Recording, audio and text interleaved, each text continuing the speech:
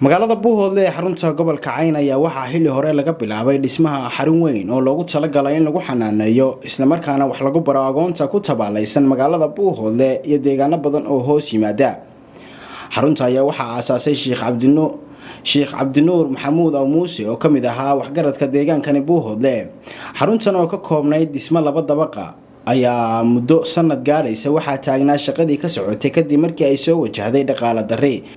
waxaana sida idin muuqata dhismahan u dhinaa markii uu istaagay wax yar iyadoona qolalka gudaha dhammaan lacag dhigay isla markaana qaarkood agoontu ay wax ku baran jireen tan iyo intaysan xidhmin meeshani.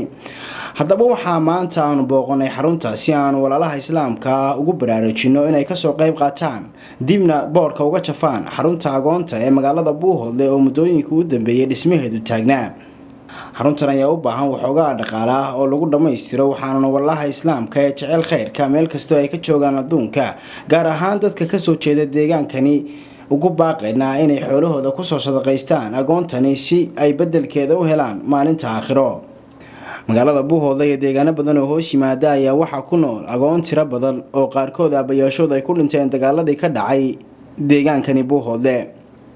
Cabdicasiis Aadan Jaamac Cabdicasiis Shaxda halkan aynu maanta taaganahay waa xaruntii agoonta ee Buuhoodle oo in muddo qabyahay dadka muxsiniinta ee muslimiinta ee bulkhusuusan reer Buuhoodle ee dalka iyo dibadda jooga yaa intan ay hadda joogto soo gaarsiiyay.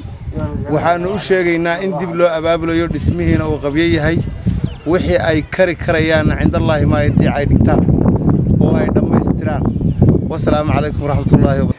magaalada Buuhoodle iyo deegaano badan oo hoos yimaada ayaa waxaa ku nool agoon tiro badan oo qaarkood aabayaashood ay ku dhinteen dagaaladii ka dhacay deegaankani Buuhoodle.